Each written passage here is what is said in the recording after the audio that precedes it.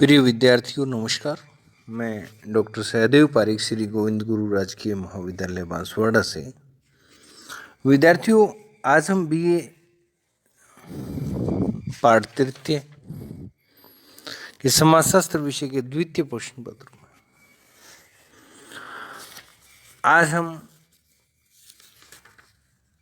ग्रामीण और नगरीय भारत में पाए जाने वाले वर्गों के विषय में चर्चा करेंगे। उससे पहले हमने इसके पूर्व वीडियो में हमने सामाजिक वर्गों की कुछ विशेषताओं को लेकर के बात की थी। तो कुछ विद्यार्थियों की जिज्ञासा थी कि सर, क्या जाति एक बंद वर्ग है? इस विषय में आप थोड़ा सा बताएं। तो विद्यार्थियों, इस विषय में मैंने आपको पूर्व में भी ये कहा था कि जाति और वर्ग जो हैं वो यहाँ सामाजिक स्थिरीकरण के दो स्वरूप जो हैं वो हमारे भारत में पाए जाते हैं। और भारतीय समाज में इन दोनों स्वरूपों में जाति को बंद स्थिरीकरण और वर्ग को खुला या ओपन स्ट्रेटिफिकेशन के नाम से जाना जाता है। दोनों ही सामाजिक स्थिरीकरण के स्वरूप हैं और भारतीय समाज में जो जातिगत स्थिरीकरण जो पाया जाता है, स्ट्रेटिफिकेशन जो पाया जाता है, और जबकि अमेरिकी और पश्चिमी समाजों में वर्ग के आधार पर स्थिरीकरण पाया जाता है। वर्ग व्यक्तियों का एक ऐसा समूह है जिसमें सदस्यों की आर्थिक स्थिति और जीवन यापन का ढंग एक जैसा होता है। इसे हम स्त्रीकरण की एक खुली या मुक्त व्यवस्था मानते हैं जो योग्यता, शिक्षा और आर्थिक स्थिति पर आधारित होती है। वर्ग का आधार जो वो जन्म नहीं है, परंतु व्यक्ति की सामाजिक और आर्थिक और राजनीतिक स्थिति और योग्यता है। वर्ग के व्यक्तियों का जीवन यापन का ढंग प्राय जो है वो एक जैसा होता है, लगभग एक जैसा होता है, और इसी आधार पर एक वर्ग को दूसरे वर्ग से अलग किया जा सकता है। मजूमदार और मदान की जब परिभाषा की हम बात करें तो जाति को एक बंद वर्ग कहा गया, और यह कथन पूर्णतः सही है, क्योंकि वर्ग व्यवस्था में जो खुलापन या लचीलापन जो पाया जाता है, अगर उसे समाप्त कर दिया जाए तो जाति भी एक वर्ग ही बन जाएगी, एक वर्ग के रूप में ही अपने आप को प्रतिस्थापित कर लेगी। और उसमें जाति की विशेषताएं आ जाएंगी। खुलेपन के अभाव में वर्ग की सदस्यता योग्यता पर आधारित न रहकर जन्म पर आधारित हो जाएंगे, और जो कि जाति व्यवस्था का एक प्रमुख लक्षण है। साथ ही खुलापन प्रतिबंधित हो जाने पर विभिन्न वर्गों में अनेक निषेध भी विकसित हो जाएंगे। अतः कोई व्यक्ति न तो अपने वर्ग को बदल सकेगा और न ही उसमें किसी प्रकार की गतिशीलता होगी जिससे वह अपनी स्थिति में कोई परिवर्तन कर सके। और अन्य शब्दों हम कह सकते हैं कि वर्ग को यदि पूर्णतः बंद कर दिया जाए तो वह जाति बन जाएगा। वास्तव में इस परिभाषा को देखकर या इस कथन को देख करके वर्ग की दृष्टि से भी परिभाषित करें जाति को, तो क्योंकि वर्ग को स्त्रीकरण के खुले स्वरूप में देखा जाता है और जाति को बंद के रूप में, इसलिए हमने इनको एक दूसरे के विपरीत परिभाषित करने के लिए दोनों का अर्थ और प्रकृति का हमें अलग अलग ज्ञान होना चाहिए। और C.H. कूले की परिभाषा भी लगभग एक इसी तरह की परिभाषा है। उनका कहना है कि जब कोई भी वर्ग जो है वंशानुक्रमण पर आधारित हो जाता है तो वह जाति बन जाता है, क्योंकि वंशानुगत स्थिति जो है वो केवल जाति के आधार पर ही संभव है। तो विद्यार्थियों, आज के टॉपिक ग्रामीण भारत में पाए जाने वाले वर्गों के विषय में चर्चा करेंगे कि ग्रामीण भारत में जो वर्ग आधारित स्त्रीकरण पाया जाता है वो हमारे भारतीय समाज के लिए कोई नई चीज़ नहीं है। हाँ, ये ज़रूर है कि जाति की प्रधानता के चलते हुए भारत में विद्यमान जो वर्ग व्यवस्था है या वर्ग जो है उनका कोई विधिवत अध्ययन नहीं किया गया, क्योंकि यहाँ हमारे मेन चीज़ जो वो जाति है और जाति को ही ज़्यादा महत्व दिया और जाति पर ही ज़्यादा अध्ययन हुए, वर्गों पर ज़्यादा कोई खास काम या खास अध्ययन नहीं हुए हैं। प्राचीन काल से ही भारत में अनेक वर्गों का जो अस्तित्व रहा है और इन वर्गों में शासक, शासित, जागीरदार, जमींदार, पुजारी, कृषक और श्रमिक आदि वर्ग जो विशेष रूप से विद्यमान रहे हैं और इनमें अनेक विद्वानों ने अपने अपने अध्ययनों के आधार पर इन पाए जाने वाले वर्गों का उल्लेख अपने अध्ययनों के दौरान किया है। सर्वप्रथम बात करते हैं डैनियल थार्नर की। तो डैनियल थार्नर के किताबों में वार्नर भी लिखा हुआ है। तो वार्नर ने या थार्नर ने भारत में भूमि तथा श्रम से संबंधित अपने अध्ययन जो किए, उनमें उनके दौरान गांव में पाए जाने वाले जो वर्ग उनका उल्लेख किया। उसमें मालिक, साहूकार और कृषि मजदूर वर्ग, तीन वर्ग, एक तो मालिक वर्ग, दूसरा साहूकार वर्ग और तीसरा कृषि मजदूर।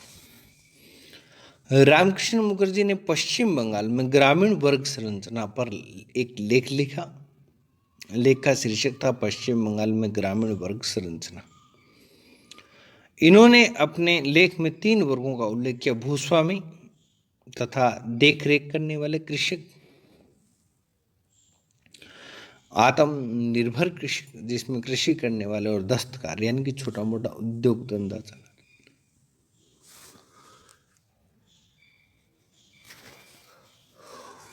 और तीसरा साझेदारी में कृषि करने वाले, जिनमें कृषि मजदूर और सेवा करने वाले अन्य लोग भी, यानी कि कृषि और उससे जुड़े हुए व्यवसायों से जुड़े हुए सेवा प्रदान करने वाले लोग शामिल हैं। कोटावस्की ने भारत में भूमि सुधारों का विशद अध्ययन किया तथा ग्रामीण भारत में पाए जाने वाले निम्नलिखित 5 वर्गों का जो उल्लेख किया: एक बुर्जुआ और पूंजीपति वर्ग, भूस्वामी और संपन्न कृषक वर्ग, और भूमिहीन कृषक और कृषि मजदूर। ये 5 वर्ग थे हमारे यहाँ: बुर्जुआ, पूंजीपति, भूस्वामी और संपन्न कृषक, भूमिहीन कृषक और कृषि मजदूर। गाडगिल के अध्ययन की बात करें तो गाडगिल ने जो है वो कृषि क्षेत्रों में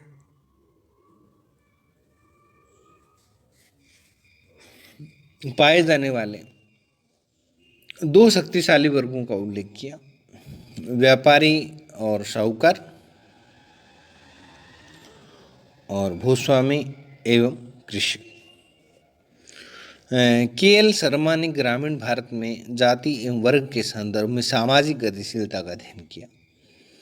इनके अनुसार ग्रामीण भारत में जो 5 प्रकार के कृषक समूह जो पाए जाते हैं: मालिक, काश्तकार, अधिकांशतः मालिक काश्तकार, अधिकांशतः किराए की भूमि पर खेती करने वाले काश्तकार, और किराए की भूमि पर खेती करने वाले काश्तकार, और निर्धन कृषक।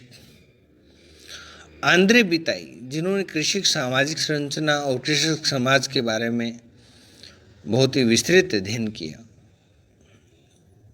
कृषि संबंधों को लेकर के, कृषि असंतोष को लेकर के और कृषक आंदोलनों को लेकर के, उनके काफ़ी अध्ययन समाजशास्त्र में पाए जाते हैं और लोकप्रिय भी हैं। इनके अनुसार जो ग्रामीण कृषक संरचना में जो वर्ग पाए जाते हैं उन वर्गों में भूस्वामी कृषक, भूस्वामी खेतीहर कृषक,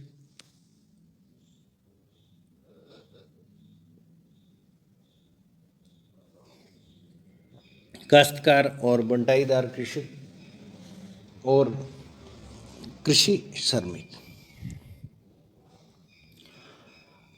इन सारी जो श्रेणियों में परस्पर पारस्परिक संबंधों से कृषक संस्थान यानी कि कृषकों के बीच में भी एक जो स्ट्रेटिफिकेशन पाया जाता है वो हमारे यहाँ कृषक संस्थान कृषक संस्तरण प्रणाली निर्मित होती है, जो भारतीय ग्रामीण सामाजिक व्यवस्था की एक अत्यंत महत्वपूर्ण विशेषता है। और इस सामाजिक व्यवस्था में पाया जाने वाला सामंजस्य अथवा असंतोष इन श्रेणियों के पारस्परिक सामाजिक संबंधों पर निर्भर करता है। विद्यार्थियों, अब हम दोषी और जैन के द्वारा जो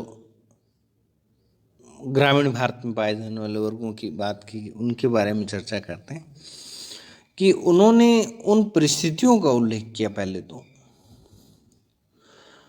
जिनके परिणाम स्वरूप भारतीय समाज या भारत में जाति जो है वर्ग में परिवर्तित हो रही है। इसी संदर्भ में इन्होंने अनेक समाजशास्त्रियों एवं सामाजिक मानव शास्त्रियों द्वारा किए गए अध्ययनों का कुछ उल्लेख किया। ग्रामीण भारत में कृषि उत्पादन के क्षेत्र में कुछ कृषक वर्ग स्पष्ट रूप से देखे जा सकते हैं, ये दिखाई दे रहा है।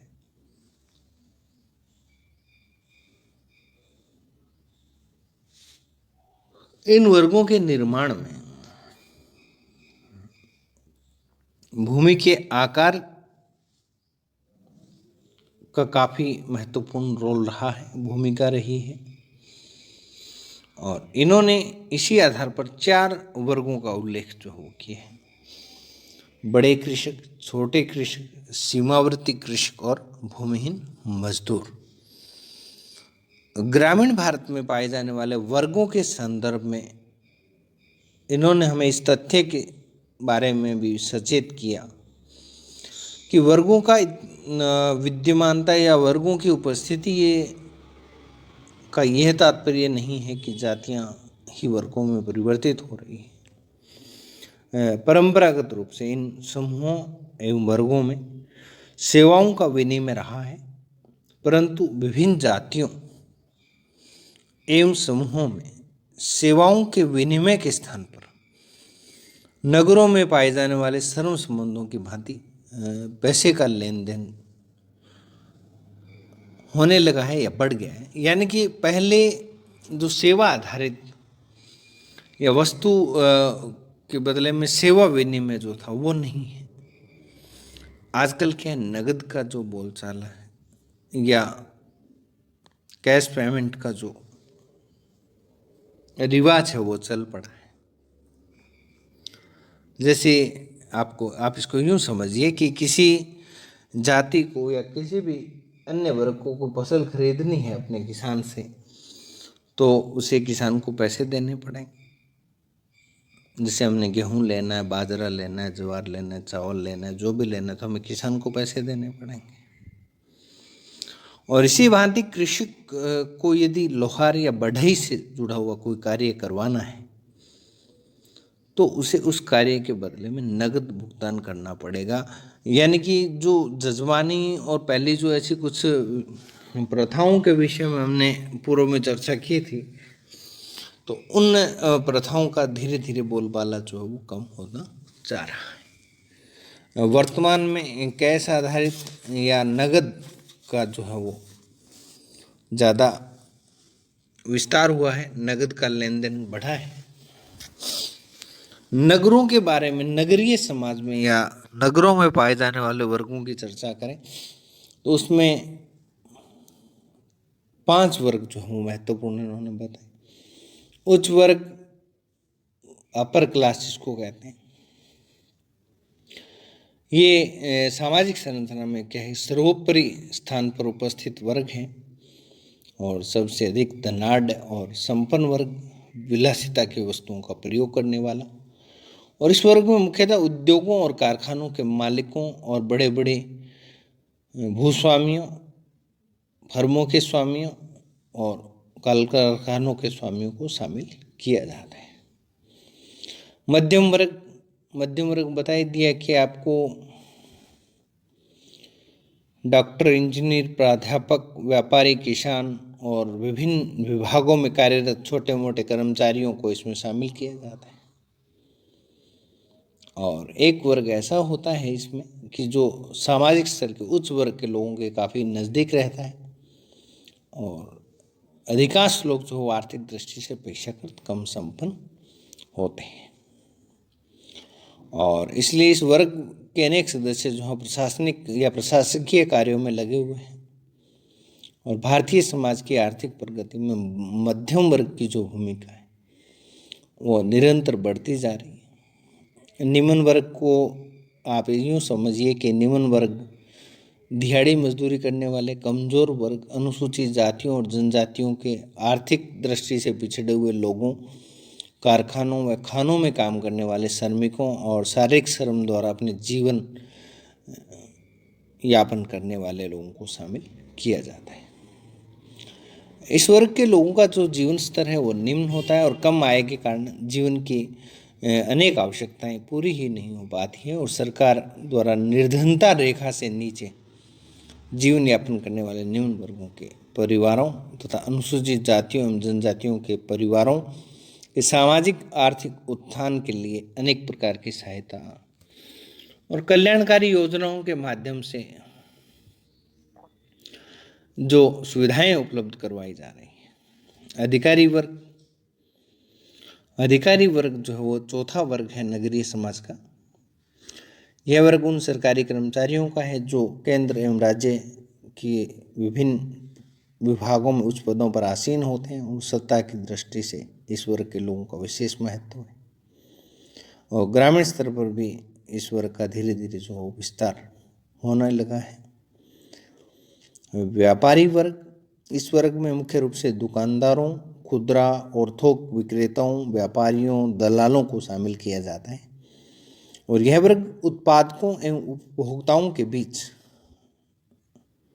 अपने मुनाफे हेतु एक कड़ी का कार्य करता है।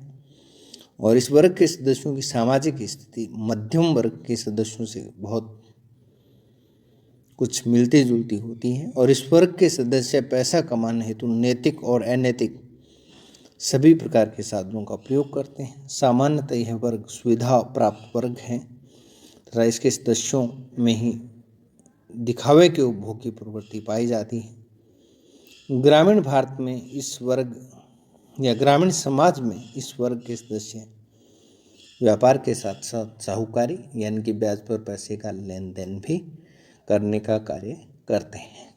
तो आज के वीडियो में विद्यार्थियों इतना ही। आगामी वीडियो में किसी नेक्स्ट टॉपिक पर चर्चा करेंगे। तब तक के लिए